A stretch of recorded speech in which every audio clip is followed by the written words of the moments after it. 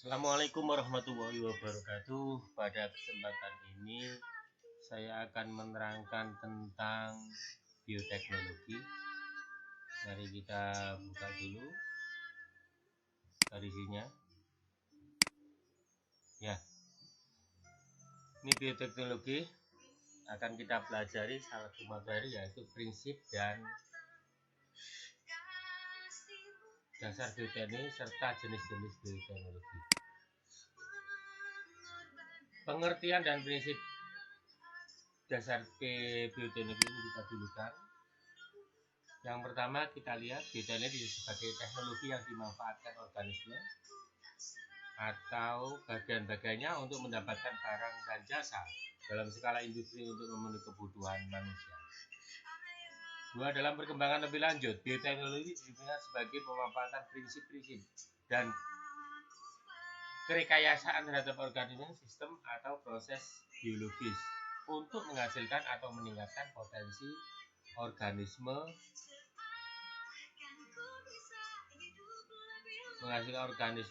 maupun menghasilkan produk.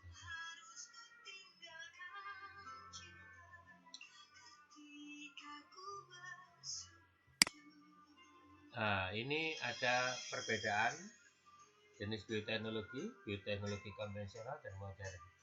Masing-masing punya kelebihan dan kelemahan.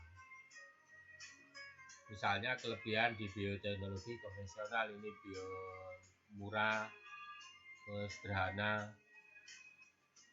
pengaruh jangka panjang sudah diketahui. Kelemahannya, perbaikan genetik tidak terarah, memerlukan waktu yang lama, terusnya, dan proses relatif belum steril. Kalau modern, kelebihannya hasil dapat diperlindungan dalam mengatasi kendala ketidaksesuaian yang sifatnya barunya tidak ada pada skala. Kelemahannya, biaya protein lebih mahal. Ini salah satu yang harus kita pikirkan juga. Salah satu dari teknik yang digunakan dalam bio adalah DNA rekombinan, fusi protoplasma, kultur jaringan, cloning, dan teknik bayi tabung. Mari kita buka satu-satu. Yang pertama, lihat proses DNA rekombinan meliputi isolasi DNA, transplantasi gen atau DNA, memasukkan DNA mereka ke dalam sel hidup. Tiga proses ini digambarkan seperti gambar ini. Prosesnya plasmid, genase masuk, gen yang terjadi di klon ini. Nah, akhirnya seperti ini. Dua, ini pada gen virus. Ini rekombinan hasil. Yang kedua, fusi. Apa sih fusi itu? Disebut juga teknologi hibridoma atau teknik penggabungan dua sel yang berasal dari jaringan berbeda sehingga menghasilkan sel hibrid yang mengisi kedua sel tersebut. Ini adalah fusi caranya. Langkah-langkahnya seperti ini. Satu, formasi ini, kemudian dua, kemudian tiga, rekombinasi, rekursi, kemudian empat, regenerasi. Lanjut.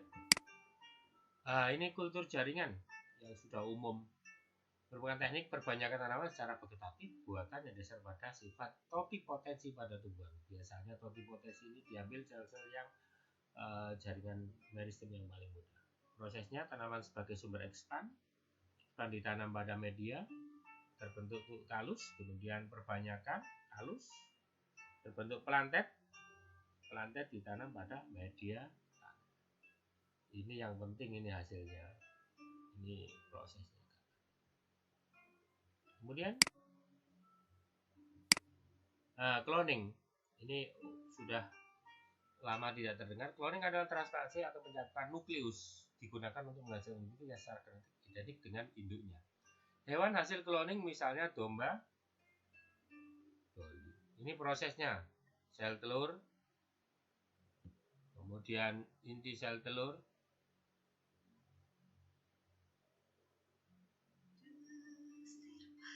dikeluarkan, inti sel donor dimasukkan pada sel telur. Sel telur dengan inti sel donor terbentuk embrio. Embrio dimasukkan ke dalam rahim. hewan hasil cloning tumbuh menjadi hewan dewasa. Inilah proses cloning yang sudah terbukti. Nah, ini teknik bayi tabung bagi orang yang belum bisa melahirkan, maka ada teknik bayi tabung. Teknik bayi tabung bertujuan untuk membantu pasangan suami istri yang sulit membuat keturunan.